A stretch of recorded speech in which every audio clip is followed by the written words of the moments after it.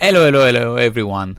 In today's video we're talking about an approach that can totally change your approach with food. We're talking about the flexible diet, how does it work, and how this can totally change your life and basically helping you to reach your goals. I'll try to share as better as possible all the tips that I can give you in order to achieve your goals with this simple approach, but in a way that this can be sustainable for your whole life. Okay, what is the flexible diet, first of all? So flexible diet is not just another diet approach. This is a sustainable approach that allows you to eat whatever you love, basically, without any drastic restriction, just tracking your macronutrients during the day, so protein, carbs and fats. This method basically emphasizes balance and moderation, because make the diet easy in a certain way and allows all the foods but in proper quantities, and of course this promotes long-term sustainability, and that's the very strength of this diet. Okay, so going on why choose the flexible dieting, the main point is why does it work? Because first of all, there is no food restriction, so it's totally flexible. You don't have to eliminate anything. Then helps with mindful eating. Of course, this will help you with food awareness, because you gain a deeper understanding on how the food works with our body and its role, basically. And this will help you to fit this diet in any lifestyle, and especially because it improves adherence to health goals. So the main point of a diet is that is sustainable on the long term. In fact, lots of people start a restrictive approach that can last well for few weeks, few months, then they give up because they just base the diet and the results on their willpower, on their motivation, especially now that we are in the new year.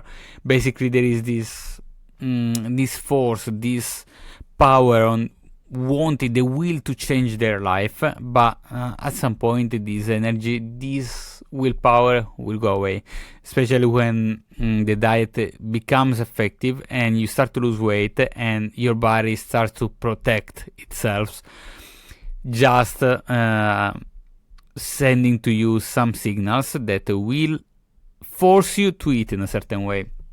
With the flexible diet instead, you have a different approach, because whenever you have cravings, that are the signals that your body is sending to you, basically, when you have the cravings, you can allow them, but with unmindful eating. That's the main point. Okay, let's start with the key points. So in order to start with the flexible diet, we need to know what are the macronutrients, first of all. So we have proteins that are helpful for muscle repair and growth. Of course, growth is a big word when you are in a caloric deficit, because basically you are dismounting your body. Carbohydrates that we can consider the main energy source, and fats that are very important for hormonal balance and cell health. Of course, this is a very minimalist introduction of macronutrients. I cannot go deep now because I can talk about them for hours.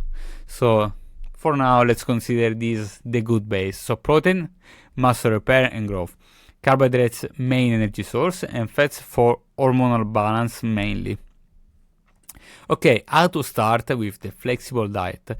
So, the key steps. Let's first of all calculate the daily calorie needs using the TDE, so total daily energy expenditure. In order to calculate this, there are different tools, but please don't get trapped in these numbers, because what I want to tell you is that so many times our clients they consider these numbers like definitely the ultimate number, something that is this number I consume, I have this total daily energy expenditure, so I during the day I spend this amount of calories. No, first of all, these numbers are made with some formulas that were made like 1930, probably 1950, so they are very, very, very old. So please don't rely on these formulas. Of course, they are good formulas, and why we're using them? Because our body is not the perfect accurate machine, because it becomes more efficient or more inefficient depending our energy state, our condition, and everything. So they are good reference point, but they are not so accurate. So please calculate, yes, but then double check, because some formulas can tell you that you consume 2500 calories during the day, and then with 2000 calories you get fat. How come? Because simply there is some mistakes inside, and these mistakes can be done even from you, because you can consider yourself active because, I don't know, you do a manual work, but this means nothing, because if you do a manual work and then you stay seated the whole day, or you don't move at all, you don't do any physical activity and everything, this doesn't mean to be active. So please be just use them like a reference point, and then double check. Then set macro goals with percentage splits on gram-based targets. So basically what you want to do is basically divide these calories that you found in a certain way in percentage, depending your goals. I cannot tell you what to do, because basically everyone has their goals. For example, someone that is more dedicated to sports, bodybuilding, this kind of stuff, of course, will have a percentage split that is more towards the protein amount, so higher protein and lower carbs and fats. Instead, someone else can have maybe doesn't do any physical activity, will have basically more carbs, more fats, in order to have more enjoyable food as well. Even because eventually they don't need so many proteins. And then what you want to do is to track your intake using apps like MyFitnessPal, Fat Secret, and this kind of stuff. And that's important because we need to track what we put inside, and even to check eventually if it's correct and adjust as needed. Okay, tools for success. As we said, we have MyFitnessPal or Fat Secret, anyway, apps that can track your calories, but even smartwatch. Why this is important? Even if them are not accurate, we have slowly more data. Those data basically are very important in order to see if we are close to those numbers or not. For example, let's say we have an intake, a TDE of 2000 calories, and we intake 2000 calories with MyFitnessPal. Then with our TDA and the smartwatch, we can consider how much we spend, and we can see the balance. Of course, what I want to tell you is nothing is accurate. So first of all, let's consider TDA. I told you that the formula is basically so old that probably you weren't even born, to be honest. Except if you are very old, like 100 years old, probably you weren't born, to be honest. Then the MyFitnessPal data, except for the fact that MyFitnessPal and other tools like these are made with data put inside by people, so another mistake-based option. Even the food, basically, when you consider that, I don't know, for example, an orange has 100 calories, this doesn't mean that an orange has 100 calories. This is an average value with a high percentage of mistake, high percentage of variation. Because basically, an average orange can have 100 calories. If this orange is 30 grams, and for example, in certain condition, because for example the fruits that are in advanced state of maturation, they will have more sugar and therefore even more calories tendentially, and even the average fruit can be different size, can have different variation. For example, the oranges, taking still the oranges, they don't have the same variety, they change. There are some variety that are sweeter, other less. For example, the apples, there are apples that are sweeter, others that are, I don't know, with less sugar inside. You can feel it, you can taste it, and this means that they have different calories. Nothing is accurate. This is an average value that is important on the long term, because we need to be not so accurate. We don't want to calculate any gram, but of course this doesn't mean that instead of 1 apple we take 2 apples, for example, because they are approximate. No, we want to go as close as possible, but without getting crazy. That's the point. The kitchen scale, that's why is important. So even if the food is not accurate, like macronutrients, like calories, this doesn't mean that 100 grams of pasta can be exchanged with 150, because 100 grams can be less caloric or more caloric, because we don't know. But the average value of 100 grams of pasta uncooked is approximately 360 calories, 370 calories. And that's data point that is important. Of course, if we take 100 calories, maybe it's not 360, maybe it's 340, 330. We don't know about that specific package. But for sure, if you take 150 grams of pasta, this can be another mistake that you can do on the amount. So even if that orange, taking the example of the orange, will have 80 calories, and the same grams, another orange with the same grams, they have more sugar because they have more advantage stage of maturation and everything. This doesn't mean that we can allow to take bigger quantities or smaller quantities. In any case, we need to be balanced and consider the average for 100 grams or whatever is the measurement that we want to use. So if you want to consider the data given by the nutritional facts, that's good. Consider this an average value. What I want to tell you is that you don't need to get crazy if you put 105 grams instead of 100. That's not a big mistake. Just you don't want to exaggerate on the long term with that. That's the point.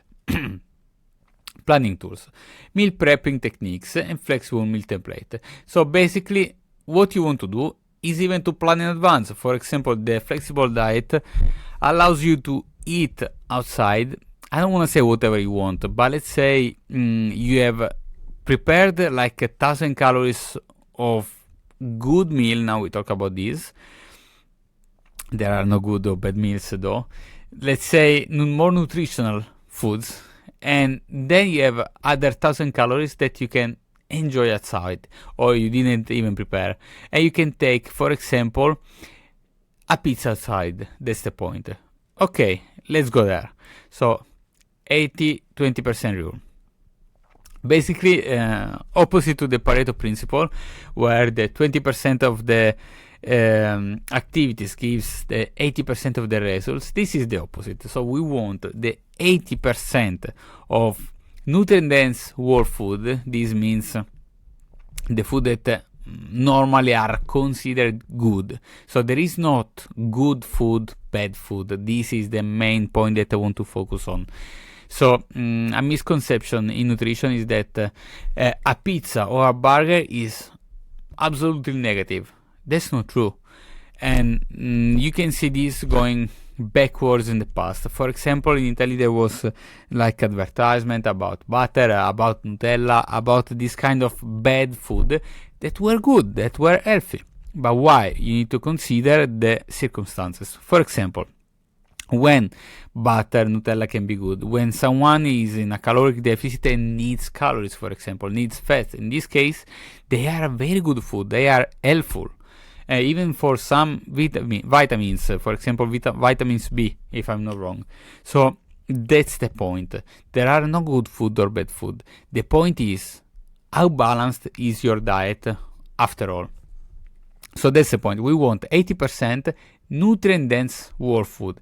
This means whole grains, lean proteins, vegetables that needs to do the 80% of your diet tendentially, and 20% of enjoyable treats like ice cream, chocolate, chips. This doesn't mean they are bad. For example, especially chocolate, for example, except the 90% sugar one, maybe we can consider something with more cocoa percentage, basically. But what's the point? The point is that we can enjoy whatever food we want. For example, an ice cream, a burger, even a pizza and a beer, even if you don't reach the 80% in that day. The point is to have like a more balanced diet, because instead of not following anything, you can balance and have a treat every day. So basically your normal diet becomes a hypocaloric diet, for example, and enjoying the food that you love. Literally, you love some food, you take every day. You can take pizza every day, for example, and you still can reach the results that you want. That's the main point of this flexible diet. In fact, one of the main critics was this one. We will talk about it later. By the way, what's the point? That you can enjoy the food you love and be balanced with your diet whenever you take like a good amount of nutrient-dense whole food. Because nowadays, the main point is that we don't take enough nutrient-dense whole food. For example, the Mediterranean diet, that is one of the best diet around the world, of course is good, but because this considers lots of whole grains, lean protein, vegetables. But not even in Italy, we don't follow this anymore. We prefer to take fast food and empty calories food instead of this kind of nutrients. And that's the point. Whenever you take even a pizza a day, for example, I do my example, finishing this veganuary, I will come back to my normal routine. For me, something that is mandatory is a chocolate croissant every morning in the coffee shop. This is something that I love. It's not the best nutrient-dense food, for sure. Some empty calories, that's totally fine, because my average diet includes lots of lean proteins, whole grains food, and vegetables. So my diet is pretty good, and I can concede to myself every day a treat like this. So even if I take a chocolate croissant every day, or even a pizza every day, that's not a big problem, because my general diet is pretty much good. Of course, if you have a pizza a day and your total amount of calories are 1500, that's some unbalance. That's why 80% rule, basically.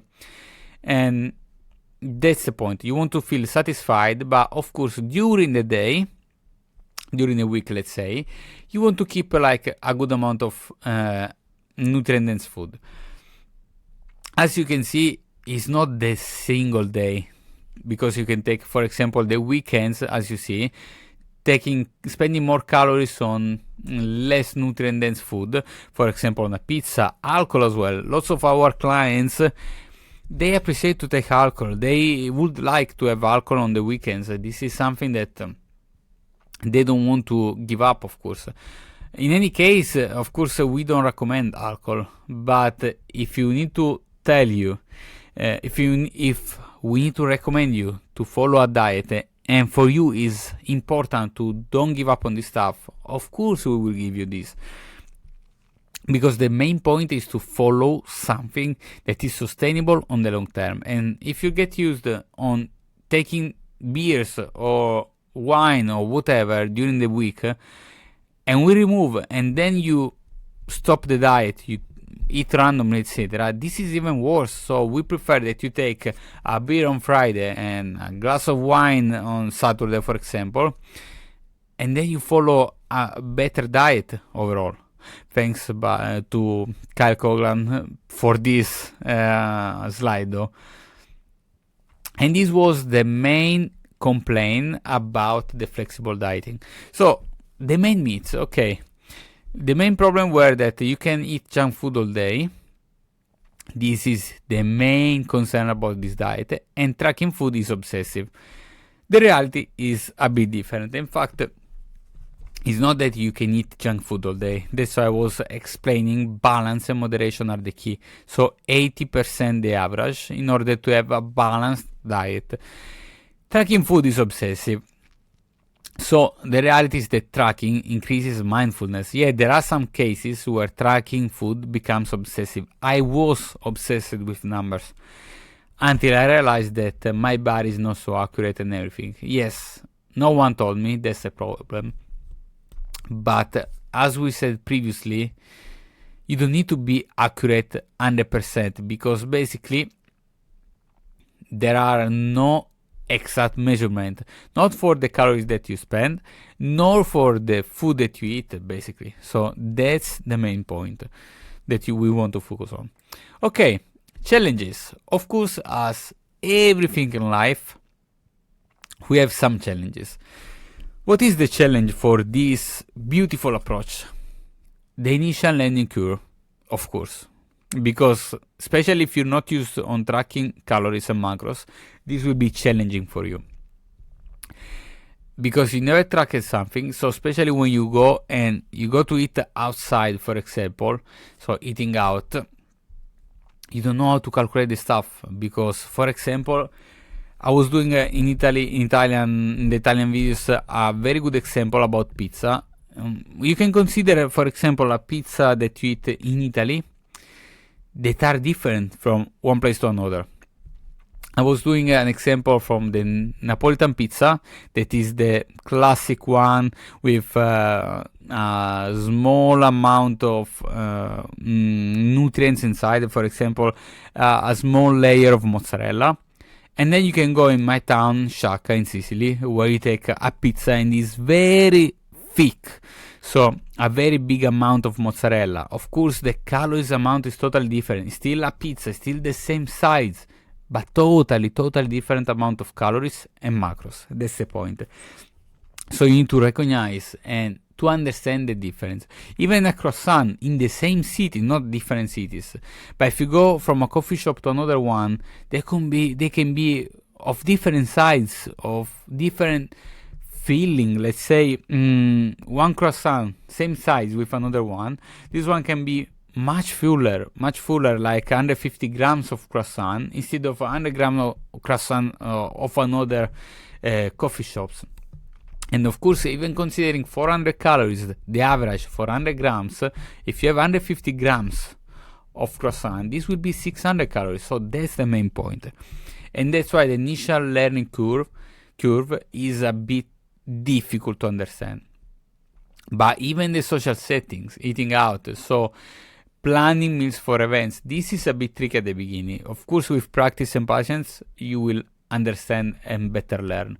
But let's say that you have some events during the week. You need to plan in advance. So you need to consider the average, because the main point is the average of the week, remember, not the single day. And then you need to understand like you're saving calories on the long term. Let's say the first week you don't understand this concept. The second week you say, okay, on Saturday I know that I will go out. So if my diet has an average of 2000 calories, for example, and you know that you on Saturday go out and take a pizza and some beers, for example, you spend 1500 calories, you will not stay the whole day with 500 calories to stay in a caloric deficit. So probably you will eat 1000 calories, 1500 calories during the day, plus the evening ones. So let's say you take 2500 or 3000 calories. Of course, this extra 1000 calories you will split during the week. That's the main point. You need to focus on weekly average, not the daily perfection. You don't want to starve the whole day with 500 calories and then the evening you can enjoy the 1500 calories. That's the point. Okay, final tips. Be consistent but flexible. So this is the main point, because what we want is the consistency on the long term. That's the main point. The main strength even of this diet is that basically it focuses on the long term, because like we said at the beginning, lots of diet, they rely on lots of willpower at the beginning, but then the willpower will disappear, and then that's the point. Instead, with this diet, you can enjoy your food, because let's say at some point it's not just a matter of willpower. You can have all the willpower this world, but your body, when you start to lose weight, for example, so the diet is effective, it starts to trick you, because it will send some signals with some hormones, let's say. And they will send some signals to your body, to your mind, and will make you desire literally more food. So it will trick you. That's the point. So it doesn't matter just the willpower.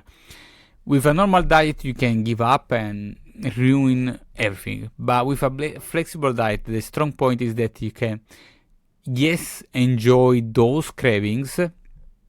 And even if you're not perfect, it doesn't matter. It's the progress on the long term. Let's say some weeks you take something more. That's okay. It's totally normal. But at that point, you can come back on track. Especially because with the flexible diet, you can learn better how to manage your life, your dieting, basically. And this is what we teach to our clients. In fact, we teach them how to use the flexible dieting as a tool for life, not just for weight loss, because the point is the life long-term sustainability. That's the point. With our clients, what we do is basically we teach them how to balance their diet, and once they reach their goals, the physical goals, they are totally in control of whatever they want to eat, basically. So it's not that they need to rely on us, because we want to help clients, but we don't want that they rely on us, because we want to make them totally independent, totally self-managed, let's say. In order to have them, they can rely on their consciousness about food and even the calories expenditure and intake. So what we want is to teach people how to manage their diet, because the problem in this society is that people, they totally don't know how much they should eat, how much they eat, how much they spend.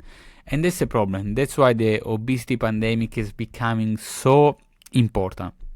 So when they learn how to manage the intake, the output in terms of calories, so everything will change, because we will help them to reach their aesthetic goal, their health goals, their weight goals as well. And then when they reach their goals, they can maintain for life. It's not just they keep life, it's not just keeping a diet for long term and stick on that forever. No, at some point you will learn how to manage in your whole life what to eat. That's the main point of the flexible diet. Of course, sorry, the video was very long, to be honest, 28 minutes right now. Thank you for staying until now. I think this one is one of the most important videos that I can do about diets, because this will literally change the approach that you have with the food. And I hope this video was helpful to you. And of course, if you have some question on if you want any help on approaching the flexible diet, or you want to approach even our program, become our client, and require some help about your goals, health goals, fitness goals, and weight goals in general, just ask us. Even because we're focusing on these kind of contents, consider even to join the community, because over there I will release these slides and put this kind of contents in order to help people even for free. And of course, subscribe to this channel and like this video. And whenever you may need some help with your diet, your stuff, we are here. So we will be very happy to help you. My staff is always happy to speak with people, make them joyful about their diet and their goals. So we're here to help. That said, I will see you tomorrow for another video.